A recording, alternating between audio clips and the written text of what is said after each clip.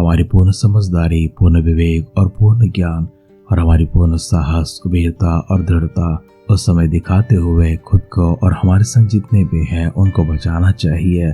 जब हमारे ऊपर संकट और आफत पहाड़ जैसे टूट पड़ते हैं, सब कुछ जब ठीक चलता है तो समझदारी की काम की कोई आवश्यकता नहीं होती है। सब भला होता है तब साहस की आवश्यकता नहीं होती है। जब सब कुछ सही होकर साबुती से चलने लगता है उस समय अधिक ज्ञान या फिर अधिक विवेक की उपयोग की किसी आवश्यकता नहीं पड़ती है। इन सब की आवश्यकता तब पड़ती है जब हम संकट में पड़ जाते हैं, जब हम उपद्रव में पड़ जाते हैं, मुसीबतों में पड़ जाते हैं। इन सब की आवश्यकता हमें तब पड़ती है जब हम किसी का सामना करते हैं, कोई हमारे विरोध में आकर हमारे पर चढ़ाई करते हैं, हमें गिराने की, हमें तबाह करने की, हमें बर्बाद करने की कोशिश करते हैं। ऐसे वक्तों में बहादुरी को दिखाना, साहस को दिखाना, वीरता को दिखाना, ऐसे समय में सही ज्ञान का उपयोग करना और हमारी सारी सतर्कता को दिखाना हमारे बचाव का साधन बनते हैं। वे हमारे रक्षक बनते हैं। हमारे धनराजों की दूसरे ग्रंथ की अंतिम अध्याय की ओर पहुंच चुके हैं, जहाँ पर हम ऐसी स्थिति में पड़ा हुआ राजा सिदकिय्याह को देखते हैं। लेकिन राजा सिदकिय्याह इस स्थिति में न तो अपने आप को बचा पाता है और न ही अपने प्रजा को बचा पाता है। आइए हमारे अध्ययन में वहां पर जाकर शेष पक्षों को गौर करने से पहले अपने आप को परमेश्वर के हाथों में समर्पण करेंगे। सर्वशक्ति महापरमेश्वर पवित्र आत्मा का अभिषेक से हम सबों को भरने के लिए, आत्मा का अगुवाई में चलाने के लिए अपने सिरों को झुकाएंगे, आंखों को बंद करेंगे, छोटी सी दुआ करेंगे। संकट के समय आपको पुकारने के लिए जिसके प्रतिफल में प्रतिज्ञा आपने इस प्रकार से किया था कि सहायता हम तक पहुंचेगी। हाँ, स्वर्गीय पिता परमेश्वर, आपकी ओर से सहायता के लिए प्रार्थना करते हैं। हमारे संकटों के समय, मुसीबतों के समय, तकलीफों के समय हम वीरता के साथ, साहस के साथ, उदारता के साथ प्रभु जी आगे बढ़ने के लिए, हमारे दुश्मनों का, हालतों का प्रभु जी हम समझदारी के साथ सामना करने के लिए, सही ज्ञान और समझ में प्रभु जी हम सबको भरने के लिए, हम सबको चलाने के लिए दुआ करता है। पवित्र आत्मा का विशेष अभिषेक हमेशा हमारे ऊपर होती रहे, जिससे परमेश्वर हम अपने आप को सजग कर पाए, सतर्क कर पाए और हर प्रकार की विपत्ति से, दुर्घटनाओं से, मुसीबतों से, क्लेशों से, आफतों से और प्रभु जी विरोध से खुद को बचा सके। अपने साथ साथ परमेश्वर जितने भी हमारे साथ में है उनकी हम रक्षा कर पाए, उनको भी प्रभु जी हम सुरक्षित रख पाए। पिता परमेश्वर इसलिए दुआ करता है, आपकी आत्मा का अगुवाई निरंतर हमारे साथ रखिए। वचनों के माध्यम से हमसे बातें कीजिए। हमारे सारे परिजनों को आपके हाथों में लेकर आते हैं। व्यक्तिगत तौर से एक जन को प्रभु छोड़ने के लिए, अपनी बरकतों से, अपनी सामर्थ्यों से प्रभु भरने के लिए, सारी समस्याओं से, प्रभु विपत्तियों से छुटकारों को प्रदान करने के लिए दुआ करता है। प्रार्थना पिता परमेश्वर अपने सुनकर देवताओं के लिए धन्यवाद करते हुए हमारे उद्धारकर्ता, हमारे प्रभु यीशु मसीह के नाम से इस प्रार्थना को मांगते हैं। सुन और कबूल कर पिता। आमेन, आमेन, आमेन। आध्यात्मिक जीवन की दैनिक खुराक सुन रहे हमारे सारे प्रिय श्रोताओं को, परमेश्वर के प्रिय भक्तगणों को प्रभु यीशु मसीह के नाम में प्यार भरा जय मसीह की सुप्रभातम और शुभोदय कहते हुए हम सबका मनपसंद ध्यान के अंदर आध्यात्मिक जीवन की दैनिक खुराक में और इस नए दिन में आप सबका स्वागत करते हैं। हमारे धनराजन की दूसरी ग्रंथ 25 अध्याय में चल रहे हैं और उसका पहला वचन से पढ़ते हुए हमारे ध्यान को आगे बढ़ाएंगे।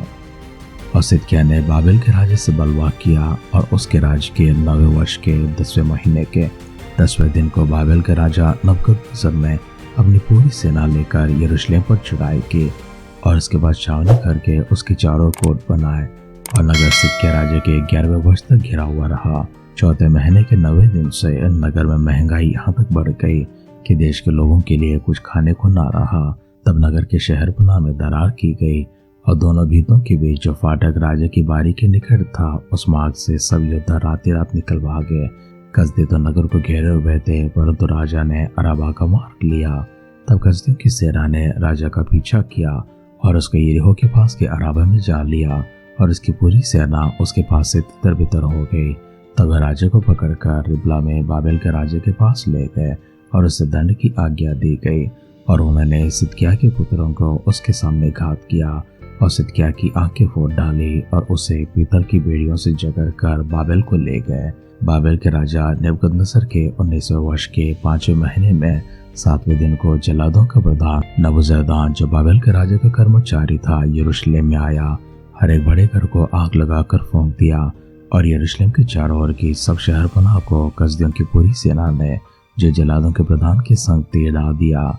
और जो लोग नगर में रह गए थे और जो लोग बाबेल के राजा के पास भाग गए थे और साधारण लोग जो रह गए थे, इन सबों को जल्लादों का प्रधान नबूजरदान बंधुआ करके ले गया परंतु जल्लादों का प्रधान ने देश के कंगालों में से कितनों को दाख की बारियों की सेवा और काश्तकारी करने को छोड़ दिया, और यहोवा के भवन में जो पीतल के खंभे थे और कुर्सियां और पीतल का हो जो यहोवा के भवन में था, इनको कसदी तोड़कर उनका पीतल बाबेल को ले गए, और हांडियों, फावड़ियों, चिमटों, धूपदानों और पीतल के सब पात्रों को जिनसे सेवा टहल होती थी वे ले गए, और कच्छे और कटोरिया जो सोने की थी और जो कुछ चांदी का था वह सब सोना चांदी जल्लादों का प्रधान ले गया। दोनों खंभे, एक हॉल और जो कुर्सियां सुलेमान ने यहोवा के भवन के लिए बनाए थे, इन सब वस्तुओं का पीतल तौल से बाहर था। एक एक खंभे की ऊंचाई 18 हाथ की थी, और एक एक खंभे के ऊपर 3-3 हाथ ऊंची पीतल की एक एक कंगनी थी, और एक एक कंगनी पर चारों जो जाली और अनार बने थे वे सब पीतल के थे। और जल्लादों के प्रधान ने सराया महायाजक और उसके नीचे के याजक सपन्या और तीनों द्वारपालों को पकड़ लिया, और नगर में से उनकी हाकिम को पकड़ा जो योद्धा के ऊपर था। और जो पुरुष राजा के सम्मुख रहा करते थे उनमें से 5 जन जो नगर में मिले, और सेनापति का मुंशी जो लोगों को सेना में भर्ती किया करता था, और लोगों में से 7 पुरुष जो नगर में मिले। इनको जल्लादों के प्रधान नबूजरदान पकड़कर रिबला में राजा के पास ले गया। तब बाबेल के राजा ने उन्हें हमाद देश के रिबला में ऐसा मारा कि वे मर गए, जो यहूदी बंधुआ बन के अपने देश से निकाल दिए गए थे। और जो लोग यहूदा के देश में रह गए, जिनको बाबेल के राजा नबूकदनेस्सर ने छोड़ दिया, उन पर उसने अहीकाम के पुत्र गदलिया को जो शापान का पोता था अधिकारी ठहराया। जब दलों के सब प्रधानों ने अर्थात नतन्याह के पुत्र इश्माएल, कारेह के पुत्र योहनान, नपोताई, तनमेत के पुत्र सराया और किसी मकाय के पुत्र यजन्यान ने और उनके जनों ने यह सुना कि बाबेल के राजा ने गदलिया को अधिकारी ठहराया है, तब वे अपने अपने जनों समेत मिस्पा में गदलिया के पास आए। और गदलिया ने उनसे और उनके जनों से शपथ खाकर कहा, कसदियों के सिपाहियों से न डरो, देश में रहते हुए बाबेल के राजा के अधीन रहो, तब तुम्हारा भला होगा। परंतु 7वें महीने में नतन्याह का पुत्र इश्माएल, जो एलीशामा का पोता और राजवंश का था, उसने 10 जन संग लिए गदलिया के पास जाकर उसे ऐसा मारा कि वह मर गया। और जो यहूदी और कसदी उसके संग मिस्पा में रहते थे उनको भी मार डाला। तब क्या छोटे क्या बड़े सारी प्रजा के लोग और दलों के प्रधान कसदियों के डर के मारे उठकर मिस्र में जाकर रहने लगे। फिर यहूदा के राजा यहोयाकीन के बंधुआई के 33वें वर्ष में, अर्थात जिस वर्ष में बाबेल का राजा एविल-मरोदक राजगद्दी पर विराजमान हुआ, उसी के 12वें महीने में 27वें दिन को उसने यहूदा के राजा यहोयाकीन को बंदीगृह से निकालकर बड़ा पद दिया, और उससे मधुर मधुर वचन कहकर जो राजा उसके संग बाबेल में बंद हुए थे उनके सिंहासनों से उसके सिंहासन को अधिक ऊंचा किया, और उसके बंदीगृह के वस्त्र बदल दिए। और उसने जीवन भर नित्य राजा के सम्मुख भोजन किया, और प्रतिदिन के खर्च के लिए राजा के यहाँ से नित्य का खर्च ठहराया गया, जो उसके जीवन पर लगातार उसे मिलता रहा। राजाओं का दूसरा ग्रंथ 25वां अध्याय का पहला वचन से लेकर आखिरी वचन तक हमने पढ़कर सुना है। आरंभ में जो भूमिका के शब्द कहे गए हैं उसके साथ में जोड़ते हुए हमारे इस अध्ययन को हमने देखा है किस प्रकार से राजा सिदकिय्याह ने नबूकदनेस्सर राजा के विरुद्ध में बलवा किया है, और राजा किस तरह से उसको और उसके सारे नगर को घेरे रखता है, जिस कारण से 4 महीने में महंगाई इतनी बढ़ चुकी थी कि लोग वहां से भाग निकल रहे थे, और राजा भी वहां से अपने आप को बचाकर भाग निकला था। लेकिन कसदियों ने उसका पीछा किया और उसको पकड़ लिया। जितने लोगों को वो पकड़ पाए हैं उन सबों को बंदीगृह में डाला या तो फिर उनको मार डाला है। जल्लादों का प्रधान नबूजरदान, जो राजा नबूकदनेस्सर का कर्मचारी था, वह आकर सारे नगर को इस प्रकार से घेर लेता है और इस प्रकार से लूट लेता है और इस प्रकार से सभी लोगों को मार देता है कि उसके कारण सारा देश तबाह हो गया था। और परमेश्वर के मंदिर में यरूशलेम में जितना भी सोना और चांदी और पीतल उससे मिला है वो सब लेकर गया है। परमेश्वर के भवन के जितने भी पात्र थे जो आराधना के लिए उपयोग किया करते थे उन सबको वो लेकर गया है। राजा सुलेमान के समय पीतल की कोई तौल नहीं थी, इसलिए उसने इतने सारे वस्तुओं को बनाया है। और आज वो सारे पात्र और सारे साधन राजा नबूकदनेस्सर के पास पहुंच जाती है, बाबिलोन पहुंच जाती है, कसदियों के हाथों में गलत उपयोग के लिए चले जाते हैं। जितने लोग शेष रह गए हैं उनके पर अधिकारी होने के लिए राजा ने गदलिया को ठहराया था। जब लोगों ने सुना कि गदलिया अधिकारी हो चुका है तो लोग एक एक करते हुए उसके पास आकर उसके संग रहने लगे। तब गदलिया ने शपथ खाकर लोगों से कहा है कि राजा से मत डरो, कसदियों से मत डरो, उनके अधीन रहो, तब तुम कुशल से रह पाओगे। लेकिन कुछ ऐसा हुआ कि 7वें महीने में नतन्याह का पुत्र इश्माएल, जो एलीशामा का पोता और राजवंश का था, उसने 10 जनों को संग लेकर गदलिया के ऊपर ऐसा वार किया कि वह मर गया। और जो यहूदी और कसदी जो मिस्पा में उसके संग रहते थे उन सबों को उसने मार डाला। तब क्या छोटे क्या बड़े सारी प्रजा के लोग और दलों के प्रधान कसदियों के डर के मारे उठकर मिस्र में जाकर वहां रहने लगे हैं।